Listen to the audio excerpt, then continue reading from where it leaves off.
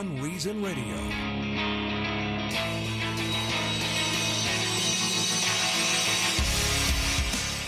Tom, I'm just going to start with this headline. Uh-oh. Stand by.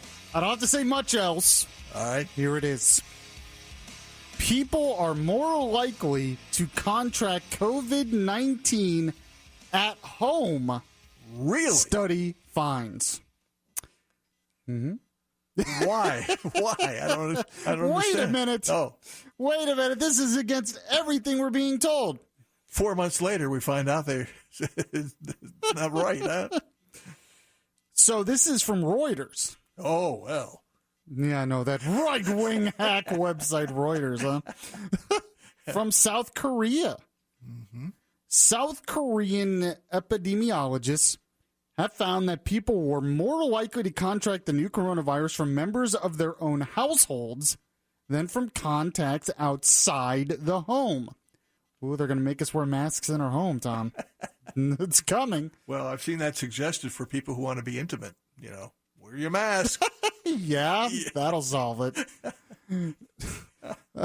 A study published in the U.S. Centers for Disease Control and Prevention on July 16th looked in detail at 5,706 index patients who tested positive for the virus and more than 59,000 people who came into contact with them.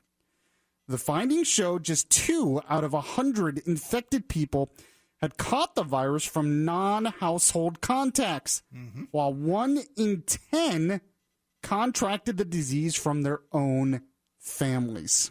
So that's why my wife keeps saying, don't touch me. Whatever makes you feel better about yourself, Tom. By age group, the infection rate within the household was higher when the first confirmed cases were teenagers or people in their 60s and 70s. Huh. Now, what's interesting is the mainstream media and the Democrats and the left in the media were promoting a study out of South Korea about how children can spread the virus to adults in schools or whatever. I remember. All over the place. Sure, that fit the narrative, but this doesn't, huh? Do you think this will be pushed all over the place, Tom? No.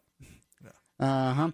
It says here, this is probably because these age groups are more likely to be in close contact with family members as the group is in more need of protection or support. That was the director of Korea Centers for Disease Control and Prevention, one of the authors of the study.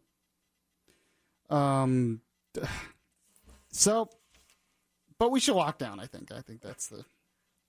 So, I mean, I wonder about that. I'm not too surprised because we started opening up the end of May, mid-May, and it started to spread a month later, over a month later. And everyone said it's because we reopened too quickly.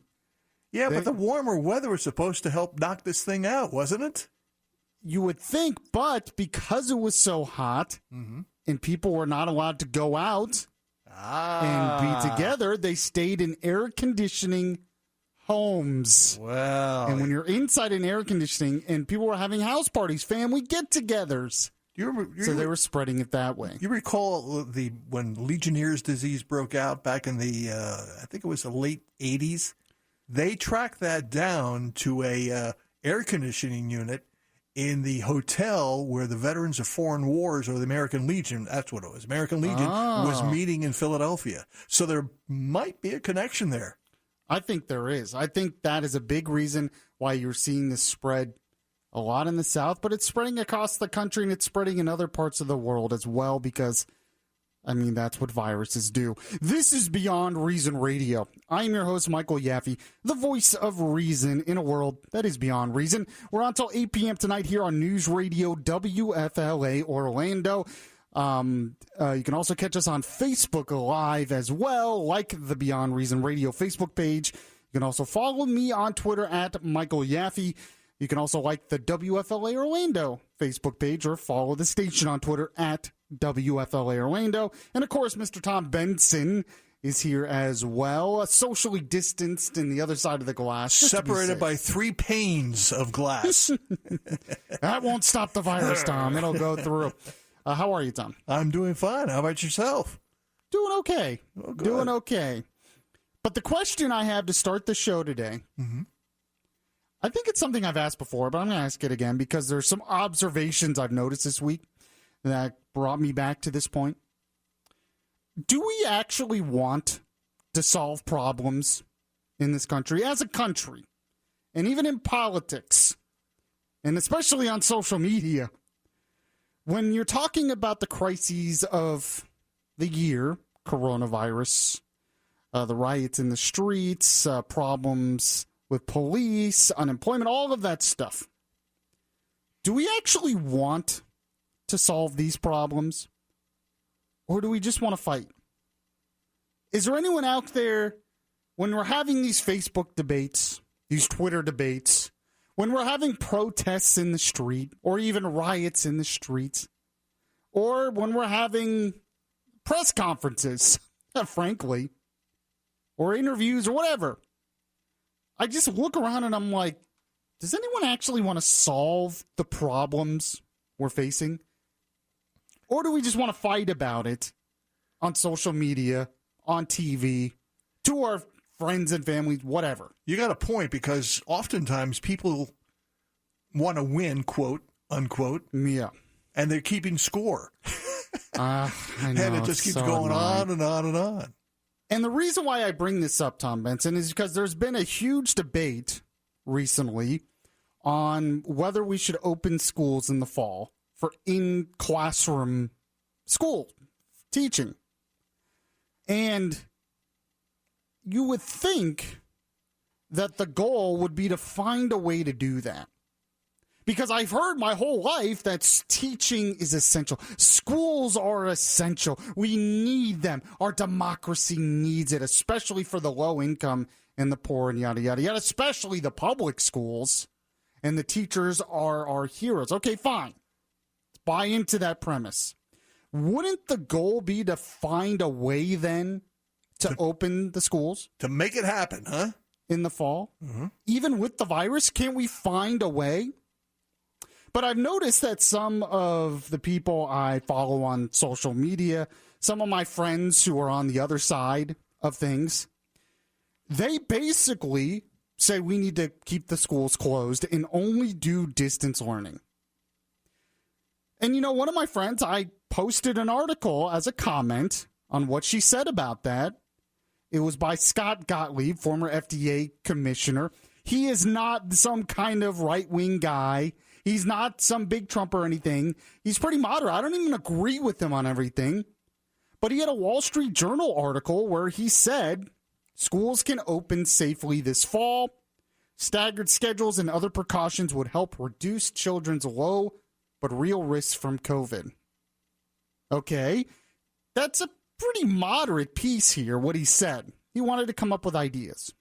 But the response I got by just posting this article was not, well, there's some good solutions, but I don't think some of this is realistic, yada, yada, yada. It was why we can't open schools, why there's no money for teachers, and then it somehow always gets to Trump screwed this up somehow, or this is the new one I'm hearing all over the place.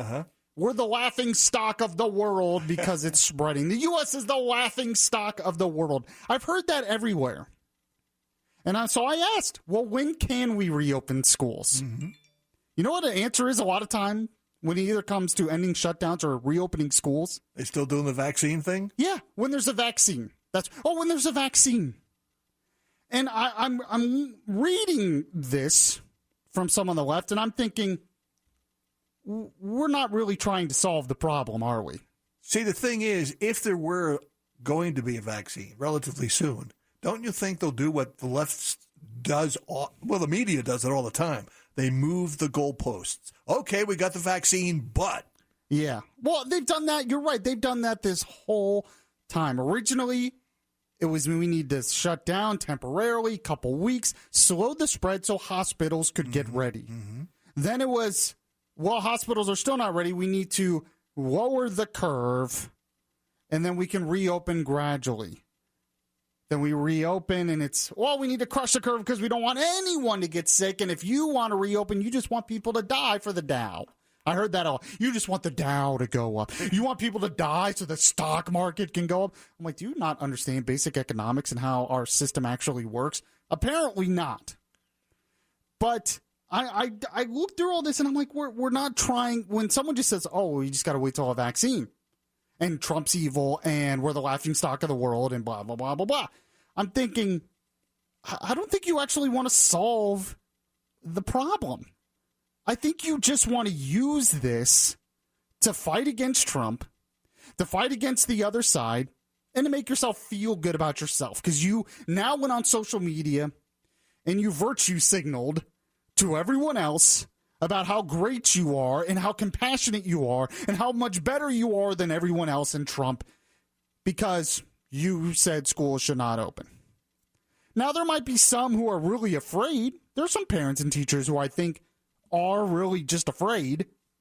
But I think most people that are commenting on this, wherever, social media, TV, wherever, they just want to continue the fight because that's what we do now. Well, a lot of the people who are concerned are probably those who have pre-existing conditions, and that's a legitimate concern. And so, okay, you're right. That is a legitimate concern. So here's a solution for that. You could have either those with pre-existing conditions be the ones that do the distance learning. They're in charge of that, so they don't have to be in the classrooms. Or you could bring the students in the classroom and then have the teacher broadcast to the students in the classroom. So the teacher's not in there with them. So instead of the students being stuck at home doing distance learning, it's the teacher who does distance learning, and the students can be there. Sure. Or something. Or come up with some type of solution so we can get this. But I don't think that's the goal. I don't think they want a solution. I think they want a fear monger because Trump wants schools to open. That's it. The Republicans are now, conservatives and Trump are now on the side of schools reopening. So I have to be against it because they really just want people to die, and we can't open anyway because it's not safe and there has to be a vaccine. So do you feel that if Trump were on the other side, keep the schools closed, stay in your home, he'd be accused of being a dictator type? Yeah, probably. I mean, I don't know. My whole life it's been the left who were saying that public schools are essential and we need them more than anything in life, and now all of a sudden no, we can just do it all online and think that's good enough. And I hear things like, well, if they have to be 6 feet apart, the students in the classroom, then how are they going to learn that way? And I'm like, you're saying they should do it online and that's better? Yeah. You're not thinking through this. Well, I'm going to give some examples in the next segment of what I'm talking about that we just want to fight. And frankly, I see it on both sides, as you would suspect. So we'll get to that and much more. Have to talk about Black Lives Matter, have to talk about what's going on in Portland, and I'll end with something that made Yaffee Laffee. I haven't done that in a while, so we got to do that. This is Beyond Reason Radio. I'm your host, Michael Yaffee. We'll be right back. If you miss any of the show, you can download the Beyond Reason podcast on iTunes.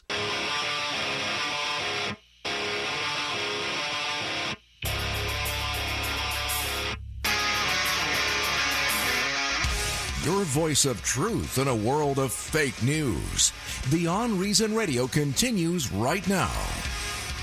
So should I start this segment with another surprising headline? Man, you're just full of it. Hey. I heard what you did there. Oh, okay.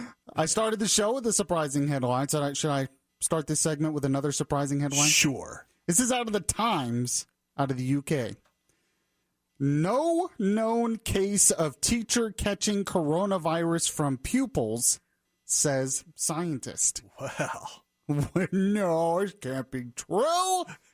Schools must shut down. Says here there has been no recorded case of a teacher catching the coronavirus from a pupil anywhere in the world. That's according to one of the government's leading scientific advisors. Mark Woolhouse, a leading epidemiologist and member of the government's SAGE committee, told the Times that it may have been a mistake to close schools in March given the limited role children play in spreading the virus. Schools in England are preparing to reopen Well, England must be the laughing stock of the world now. Of course. They're dangerous. Yes.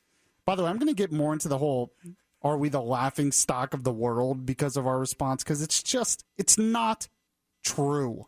It's not true.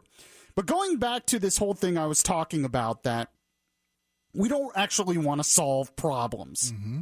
We just want to fight about it. One person who brought this up, and I think he's exactly right, is Senator Tim Scott of South Carolina. He's black, but he wants to address the problem of police brutality in this country. I thought that's what we wanted to do. I thought that's what all the protesters wanted to do. I thought that's what the Democrats said we needed to do. So Tim Scott, actually, who has experienced this in his life, racial profiling, he goes out and tries to work with the Democrats and solve the problem. And surprise, surprise, they don't want to work with him. Why do you think that is? Well, Tim Scott was on Fox News over the weekend. Here's what he said about it. Absolutely. There's no doubt about it. The answer to your question, Harris, is unfortunately that the Democrats in the Senate have decided that presidential politics trumps taking care of an existential threat to communities of color. Let me just say that differently. The Democrats in the Senate have said that winning this election by campaigning on police brutality is more important than actually solving police brutality in July and August. He's exactly right. They haven't tried to work with him at all on this because he's a Republican. No. We have to run against him, and we have to run against Trump. We don't actually want to solve the problem. We just want slogans out there like defund police or abolish police or Black Lives Matter. We like the sloganeering. When it comes to actually trying to solve the problem, no, can't do that. But, here's where I'm going to get in trouble, Tom. Uh-oh. Because, frankly, I think Trump does the same thing sometimes. Mm-hmm. Mm-hmm. I posted about this on my Facebook. You can find me on Facebook if you want. Trump did an interview with Chris Wallace. Correct. It wasn't all bad. Some of it was good. Actually, I'm going to play the good parts later on in the show.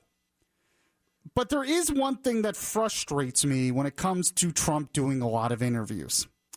Let me give an example here. Chris Wallace is asking Trump about the coronavirus. Listen to the conversation.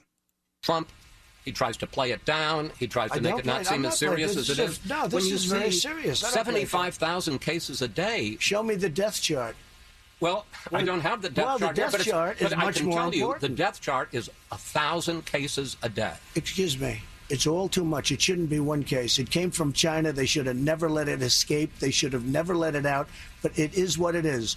Take a look at Europe. Take a look at the numbers in Europe. And by the way, they're having surges. Are 6,000 in the whole European Union. They don't test. They don't test like we test. Is it possible that they don't have the virus as badly as we do? No, it's possible that they don't test. That's what's possible. We find cases, and many of those cases heal automatically. We're finding, in a way, we're creating trouble. Certainly we're creating trouble for the fake news to come along and say, oh, we have more cases. Look, we did something that nobody's ever done. Not only the ventilators, where we're supplying them all over the world. We did a testing program, the likes of which nobody's ever done before. You see what Trump did there? And he does this all the time. He tries to spin everything to make himself look good. Mm-hmm. And everyone's going to come back at me and say, well, he's attacked so much. He doesn't get the credit he deserves. I get it. I've talked about it countless times on this show. But there are some times where I just want Trump to address the issue and talk about addressing the issue. But it's not about that. Even with Trump, it's about the fight. It's about, oh, well, we're winning. I'm not bad. Here's everything we're doing good. And you can do that, but also just address the problem. But throughout the entire interview, he was doing that, and he does it all the time. He just can't address it sometimes. He has to spin it to why he's good and why everyone's wrong about him. And sometimes it just gets annoying. It does, because once again, everything now is about the fight. Nothing is about actually trying to solve the crises of the day. Now, one thing Chris Wallace was wrong about, and also people I've seen on social media, this whole thing about we're the laughing stock of the world. The U.S. is the laughing stock of the world because the virus is spreading out of control and yada, yada, yada. Well, when you look at the facts, That's not the case. For instance, when you look at the deaths per 100,000, the U.S. is, let's see, 1, 2, 3, 4, 5, 6, 7, 8, 9. We're 10th on the list. The United Kingdom is way above us in that. Oh, are they the laughingstock of the world? Nobody says that.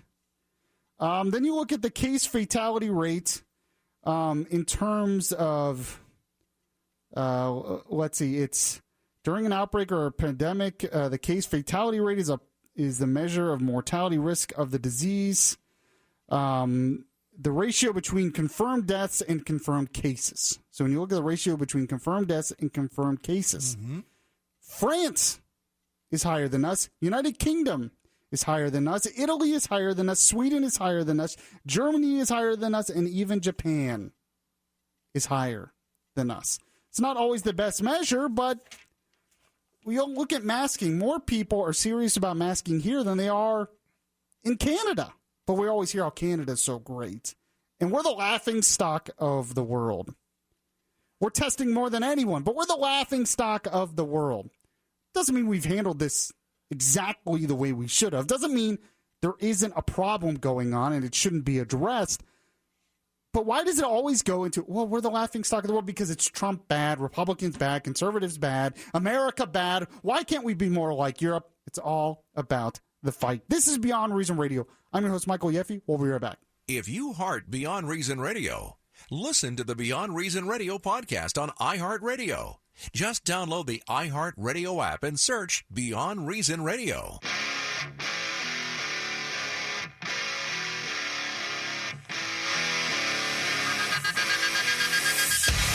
Your safe space for conservative thought, not for political correctness.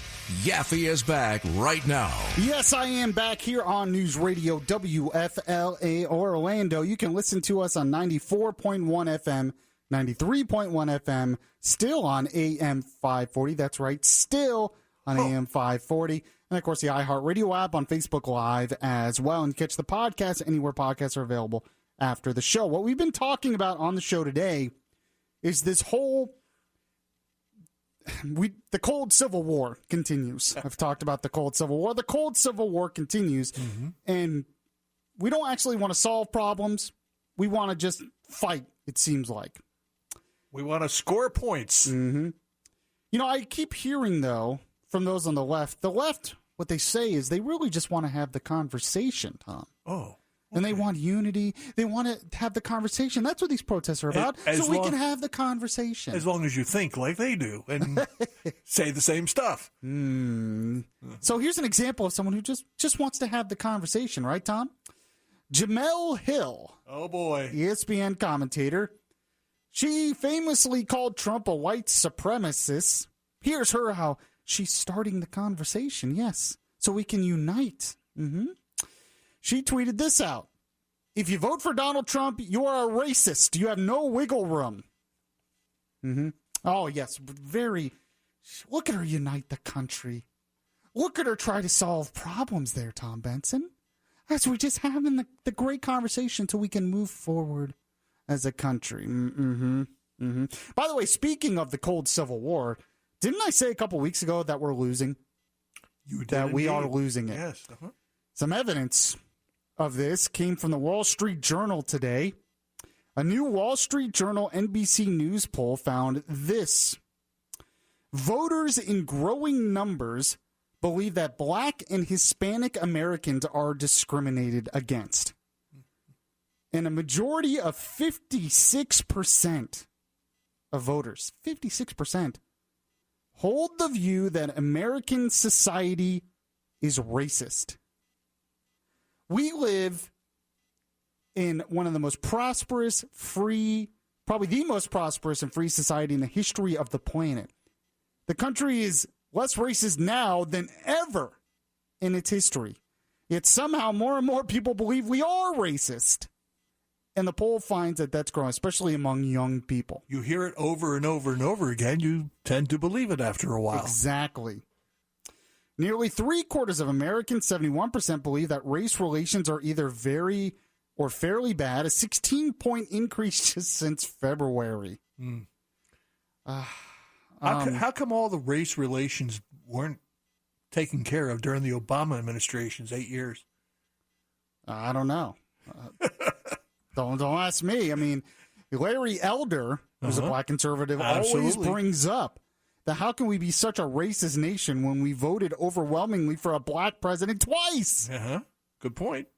It says here an overwhelming majority, 90%, of course, are Democrats. So Democrats, 90% of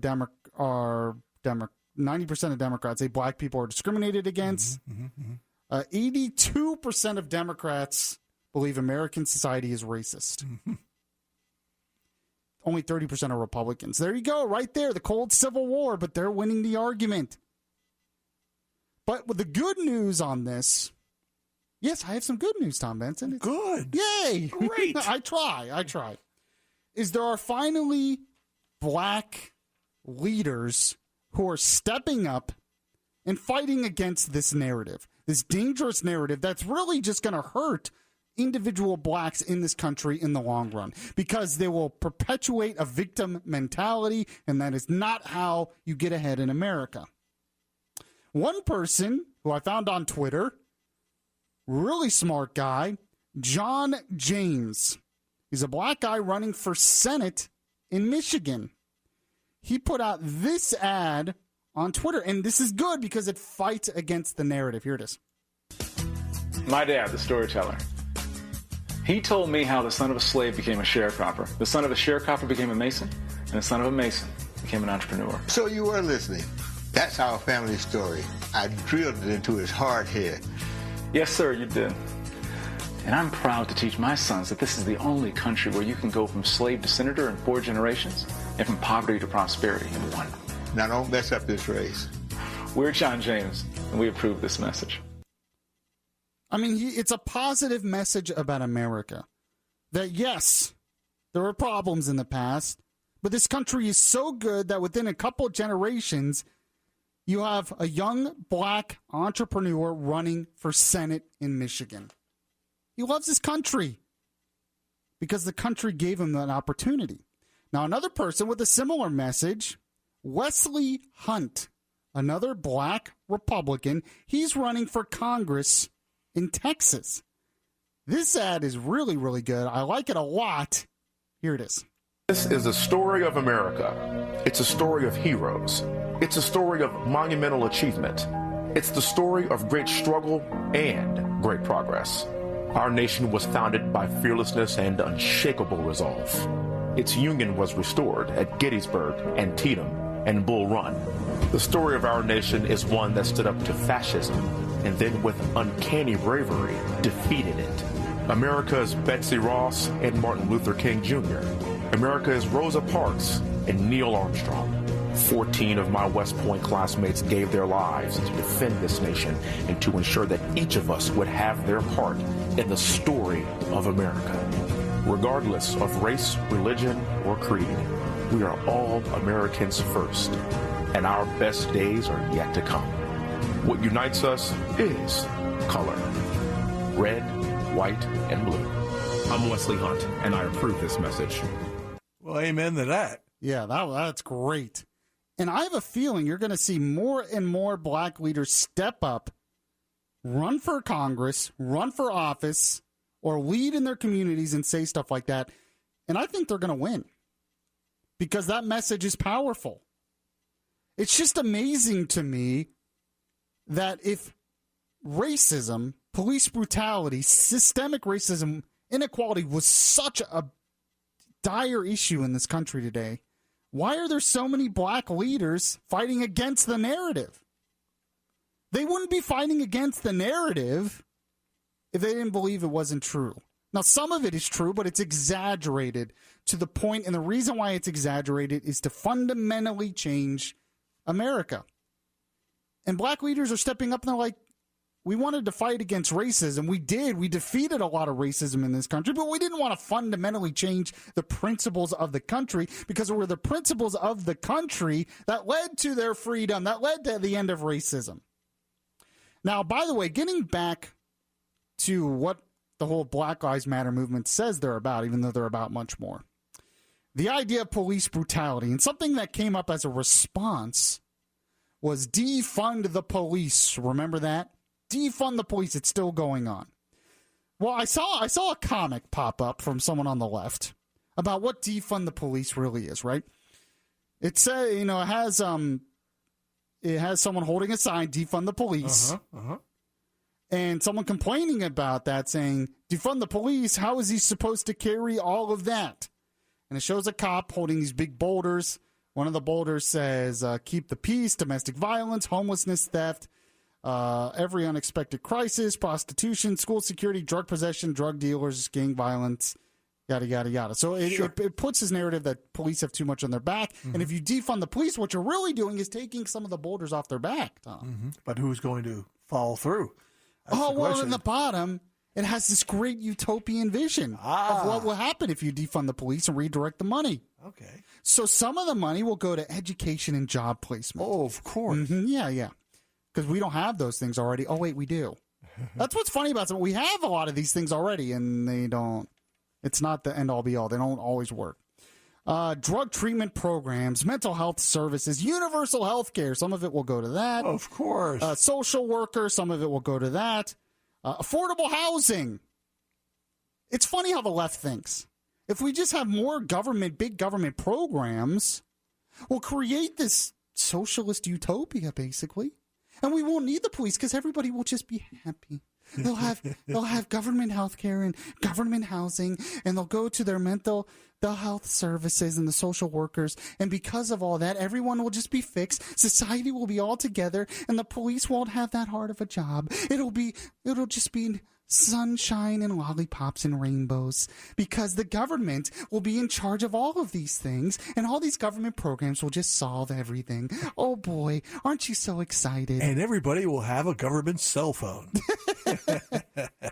It's always the lie that if you grow the government and you create giant government programs to take care of all of society's ills, that all of a sudden things will just work out and be better. We just have to redirect the money. For one, it shows they're trying to push the narrative that capitalism is evil. Capitalism creates all the problems. The way the American system works, that's really the cause of the problem. It's not individual choices. It's not the nature of evil. It's not the destruction of God in society or the destruction of the family in society. No. We can't talk about that. It's the lack of government services. If we just have more government services, then it'll solve the problem. Of course, there's an interesting thing that goes against that narrative. I got this from Reason.com. Because the solution, is more government, right, in times of crisis.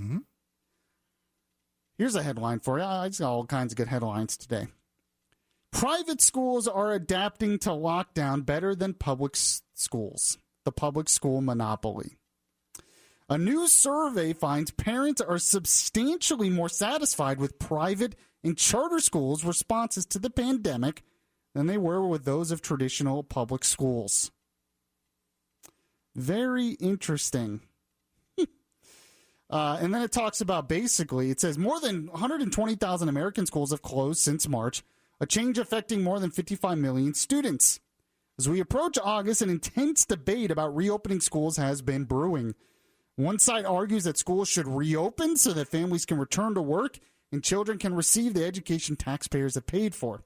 The other side says that schools cannot reopen safely without $116 billion more in federal funding. It says here, this debate wouldn't be so contentious if we funded students instead of school systems. Oh, there's a radical thought, school choice. The funding could follow children to wherever their families feel they would receive an effective education, but in a district-run school, a charter school, a private school, or a home setting. In that situation, if an individual school decided not to reopen, or if it reopened unsafely or inadequately, families could take their children's education dollars elsewhere. Imagine that. Oh, can't have that. People can't have choices. No. Scott Maxwell says we have too many choices for schools in Florida, and kids are not getting a good education because a lot of those private schools are bad, and the parents are not equipped to make those choices on their own. And the public schools are shortchanged funding because of it. Yeah, of course. Yeah. He talks about that's how food stamp funding currently works. If a neighborhood grocery store refuses to open, it may be inconvenient, but families wouldn't be devastated. They could take their money elsewhere. Imagine if you were forced to pay your neighborhood Walmart the same amount of money each week, regardless of whether they provided your family with any groceries. Don't give the left any ideas. That's what I have to say to respond to this. But according to the survey, the survey found that private and charter school teachers were more than twice as likely to meet with students daily than teachers at district-run schools. And, of course, the survey said that they were much more happy with how they responded to the virus. See, that's the other thing that goes against the narrative. The left always has the narrative that if we just have more government programs, we'll solve all of society's ills because it's capitalism that causes it. But look at that. The private sector actually doing a better job of solving society's ills. Interesting. This is Beyond Reason Radio. I'm your host, Michael Yaffee. We'll be right back. Download the iHeart Radio app and catch the Beyond Reason Radio podcast.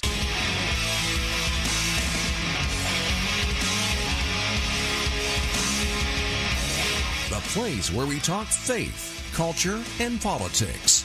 Beyond Reason Radio continues. Yes, so welcome back to the show. This is Beyond Reason Radio. Make sure that if you missed any of the show, catch the podcast on the iHeart Radio app. Just search Beyond Reason Radio. So the other big issue this week, the other thing that everyone's complaining about Trump on, is the fact that he sent the feds, some federal law enforcement, into Portland. Now, Portland has had a major problem in their city center because of riots, violent protesters, destroying property, also destroying federal property. So Trump responded to that. Here's what he said. All run by the same liberal Democrats. And you know what? If Biden got in, that would be true for the country. The whole country would go to hell. And we're not going to let it go to hell. But, of course, MSNBC contributor John Heilman, he has a theory on why Trump is really doing this, of course. We are talking, this is not just performative authoritarianism. This is authoritarianism. These are paramilitary units. These are the kinds of things that we have seen in tyrannical authoritarian regimes in third world countries throughout the second half of the 20th century. This is not a mystery what's going on here. I think we were looking at potentially a trial run for a kind of a genuine attempt to through intimidation and potentially through force to try to steal this election. Steal the election. So let's ignore the fact that there are violent protesters and there's no law and order in parts of Portland. Let's just ignore that and we'll say Trump's an authoritarian who wants to steal an election. These people are insane. Now, a good voice of reason on this. Once again, I played him earlier. I'm going to play him again. Senator Tim Scott from South Carolina. Here's what he said. Bottom line, though, is that there is no one place to go for leadership. The Democrats have diffused leadership. There's chaos. I see anarchy in the streets. And this is not in the best interest of the most vulnerable communities that are typically communities of color living in poverty. They don't need chaos in the streets. They can't afford that unleashing of whatever you feel like doing today. That is not in their best interest. It's not in America's best interest. And we're seeing the spikes in New York City, Detroit, Chicago. Killings, robberies, and shootings are escalating. They are sky high, comparatively speaking, to last year. So when you start demonizing all law enforcement, you get anarchy in the streets with fewer officers to respond. And $1 billion out of the New York City Police Department only means that more minorities will be more vulnerable and more will cry out like you just talked about. This is easy to see and also easy to stop.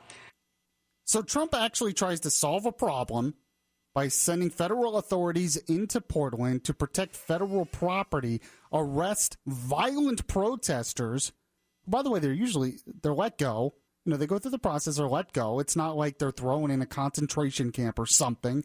And you have MSNBC contributors say, it's about stealing the election, and he's Hitler with Gestapo, and it's just insane. Why don't you actually address the real problem, which is the violent protesters? But they can't.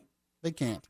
But what we can do here in Beyond Reason, though, is why don't we end the show on a little bit of a lighter note? Because I haven't had a chance to do that for a while. I know Tom Benson has missed this. Are we going to do... Yeah, something that made Yaffee Laffee.